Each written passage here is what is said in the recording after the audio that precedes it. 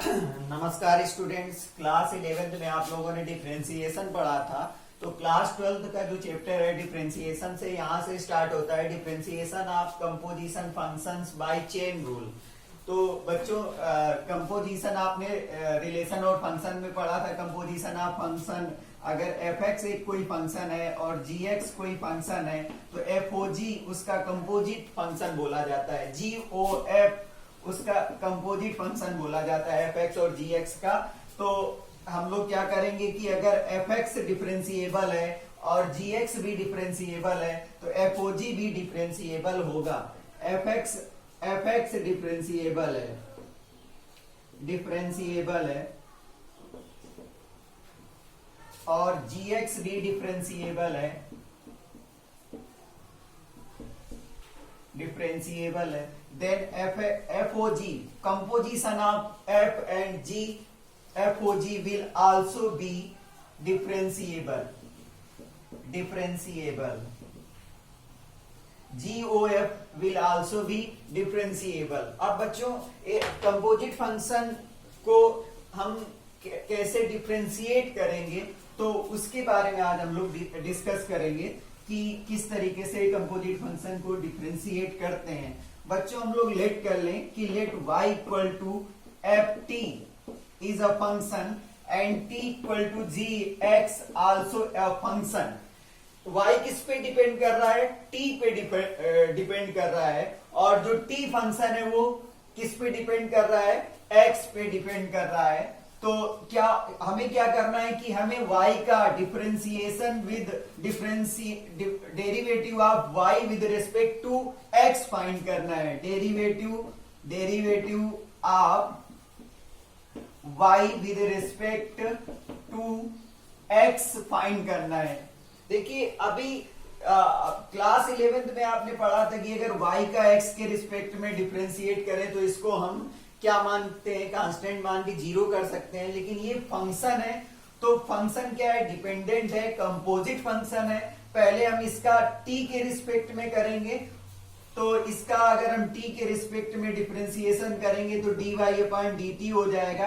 तो इस तरीके से ये f' हो जाएगा। डैश का मतलब डिफरेंशिएट हो गया t के रिस्पेक्ट में। इसी तरीके से t का हम x के रिस्पेक्ट में करेंगे तो dt/dx हो जाएगा, वो g'(x) हो जाएगा। अब हमें बच्चों क्या करना था कि y का डिफरेंशिएशन करना था। dy differentiation of y with respect to x करना था। तो हम लोग क्या करेंगे? dy/dt फाइंड करेंगे, वो हम लोगों ने फाइंड कर लिया है। इंटू dt/dx की वैल्यू पुट कर देंगे तो ये हमें differentiation of y with respect to x मिल जाएगा। कब? जब हमें कंपोजिट फंक्शन दिया होगा। दो फंक्शन पे वो डिपेंड करेगा, एक y t पे डिपेंड कर रहा है, इसी तरीके से t x पे डिपेंड कर रहा है। तो पहले हमने y का t के रिस्पेक्ट में डिफरेंशिएशन किया तो dy/dt मिला, तो f' मिला। इसी तरीके से t का हमने x के रिस्पेक्ट में डिफरेंशिएशन किया तो हमें g'(x) मिला। अब बच्चों इसी तरीके से अगर y इक्वल टू हमें कोई फंक्शन दिया गया है, ft दिया गया है और t इक्वल टू gu दिया गया है और u इक्वल टू hx दिया गया है। इस तरीके से हमें तीन फंक्शन दिए गए हैं और हमें क्या करना है? हमें dy/dx निकालना है। dy/dx निकालना है मतलब y का x के रिस्पेक्ट में डिफरेंशिएशन करना है। तो हम लोग पहले dy/dt निकालेंगे तो वो f' हो जाएगा। इसी तरीके से t का x के u के रिस्पेक्ट में, क्योंकि ये u पे डिपेंड कर रहा है तो हम u के रिस्पेक्ट में इसको डिफरेंशिएट कर देंगे तो dt/du हो जाएगा और ये g'(u) हो जाएगा। इसी तरीके से जो u फंक्शन है वो x पे डिपेंड कर रहा है तो हम लोग यहाँ पर du/dx कर देंगे और ये h'(x) होगा। अब बच्चों हमें क्या करना था? dy/dx फाइंड करना था तो हम लोग dy/dt करेंगे। dy/dt इसके हिसाब से करेंगे, ये y है तो dy और यहाँ पर t है तो dy अपान dt इंटू यहाँ पर t है तो इसका dt अपान फिर ये क्या है u है तो du यहाँ पर क्या है u है तो इंटू du अपान नहीं du का डिफरेंशिएशन किया गया किसके रिस्पेक्ट में x के रिस्पेक्ट में, यहाँ पर y का t के रिस्पेक्ट में, t का u के रिस्पेक्ट में और u का x के रिस्पेक्ट में डिफरेंशिएशन किया गया। तो इस तरीके से हमें du अपान dx मिल जाएगा। तो बच्चों अब क्वेश्चंस कैसे सॉल्व करेंगे वो हम लोग देखते हैं।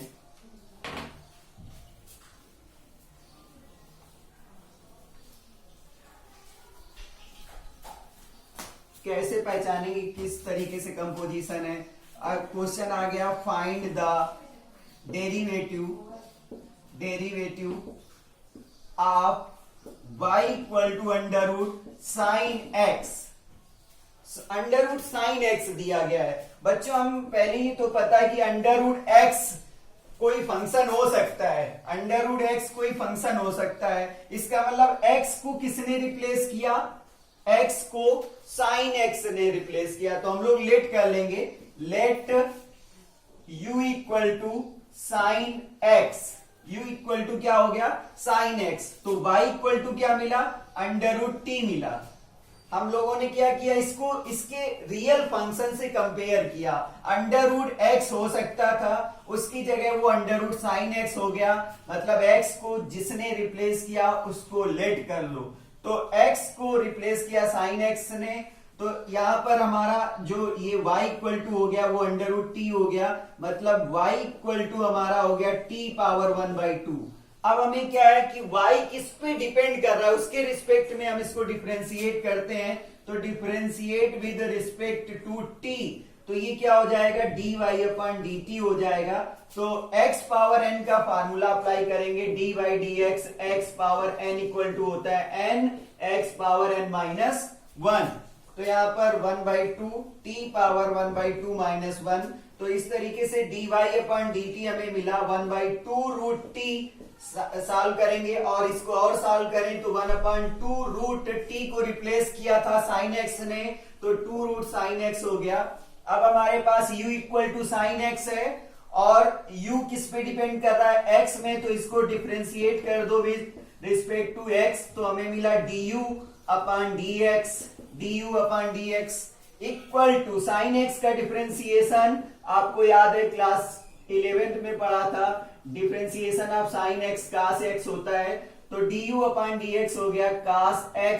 अब हमें चाहिए था बच्चों dy अपान dx, तो हम इसको लिखेंगे dy अपान dy। y किस पे y यहाँ पर सॉरी एक मिस्टेक हो गई, यहाँ पर u लिखो और ये u पावर हो गया।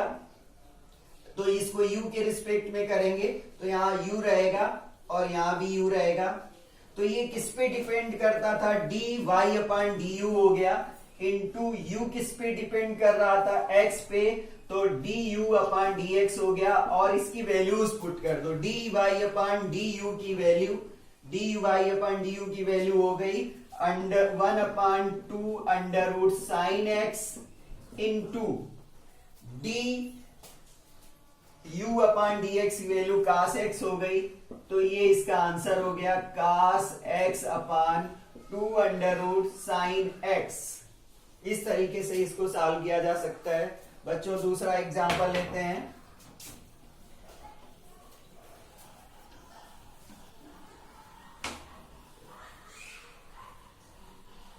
मान लो बच्चों आपको कोई क्वेश्चन दे दिया गया,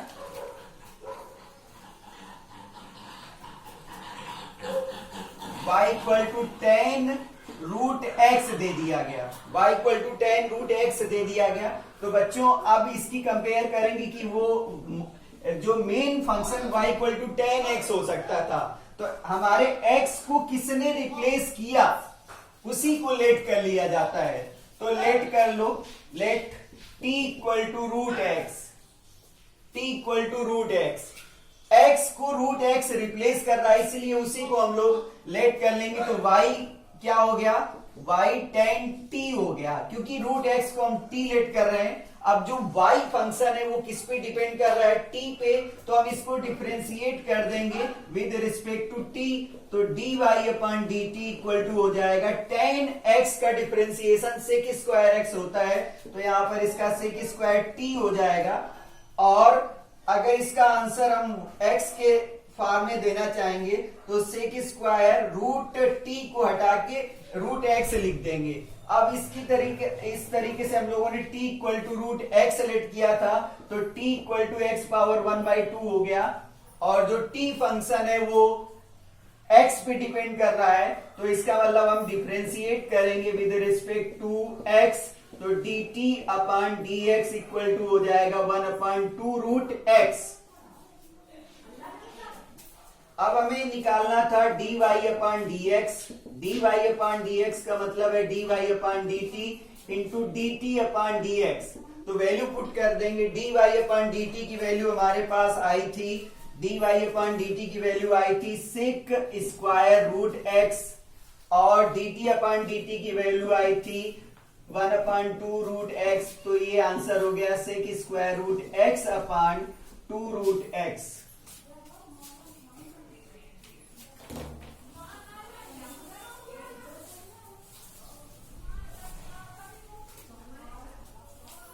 बच्चों अब अगला एग्जांपल लेते हैं जिसमें 3 फंक्शन हो सकते हैं या उससे ज्यादा फंक्शन हो सकते हैं। y equal to cos square x square, y equal to cos square x square, इसका डिफरेंशिएशन निकालना है।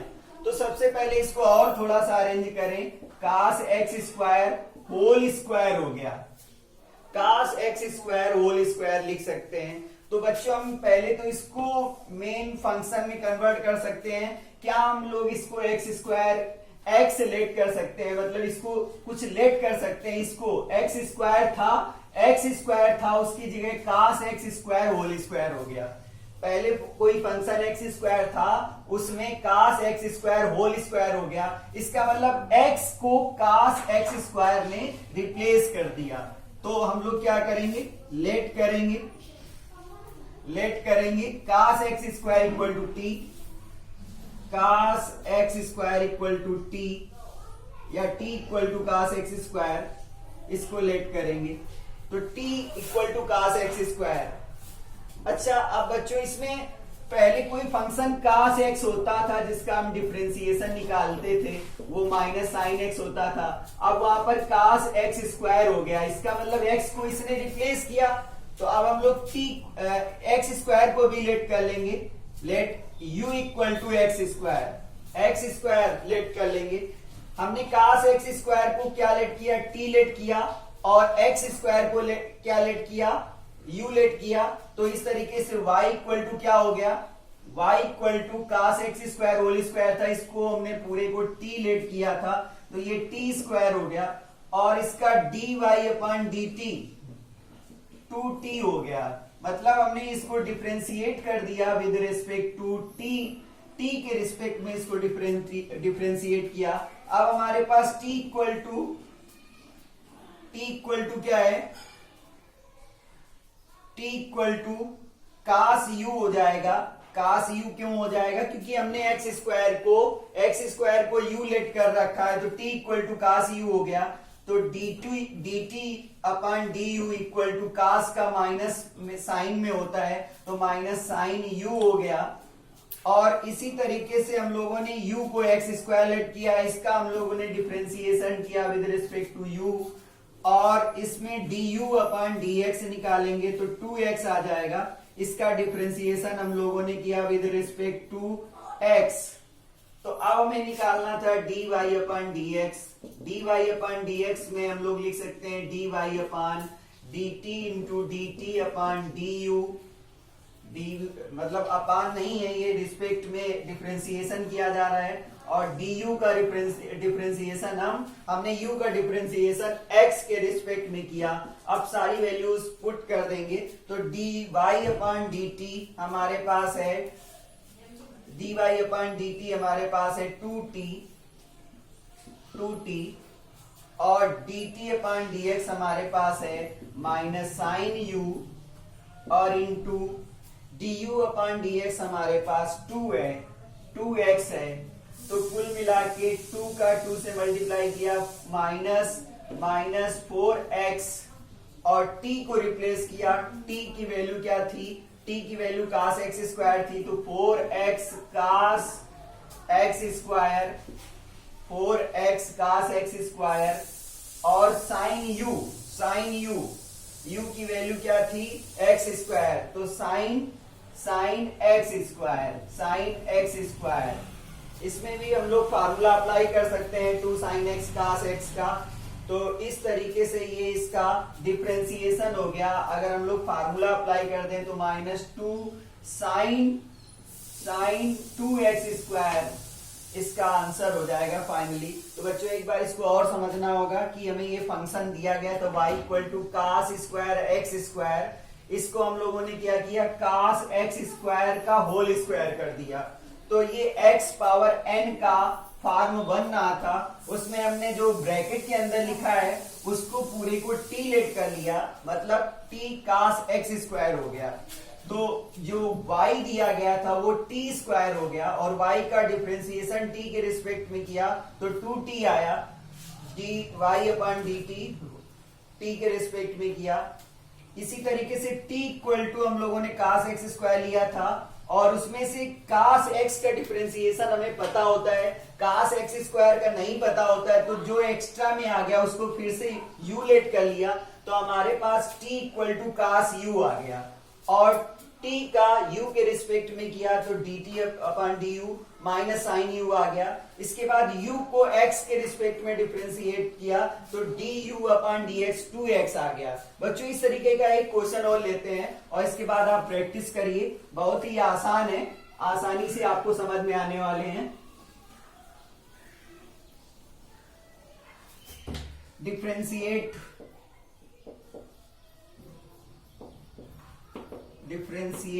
y इक्वल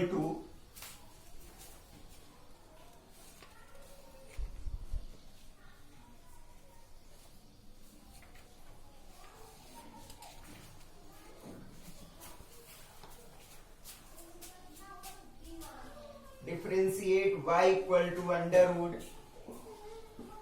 काट रूट x। बच्चों हमें इसका डिफरेंशिएशन फाइंड करना है। कंपोजिट फंक्शन है, फंक्शन है। तो सबसे पहले हम लोग क्या करेंगे? y इक्वल टू हम लोग इसको ये लिख सकते हैं कि काट रूट x होल पावर 1/2। अब क्या हो रहा है बच्चों? ये x पावर n का फॉर्म ले रहा है, तो हम लोग लेट कर लेंगे। लेट ये जो वैल्यू है ब्रैकेट में उसको हम लोग कुछ लेट करेंगे। Late t equal to cot root x। अच्छा बच्चों हम लोगों ने क्लास 11th में केवल काट x का डिफरेंशिएशन पढ़ा था, माइनस cos x स्क्वायर होता है। तो x को किसने रिप्लेस किया? रूट x ने। तो u इक्वल टू हम लोग रूट x लेट कर लेंगे, u equal to root x let कर लेंगे। तो हम लोगों ने क्या किया कि ब्रैकेट के अंदर जो था वो t लेट कर रखा है, तो y equal to t power 1/2 हो गया।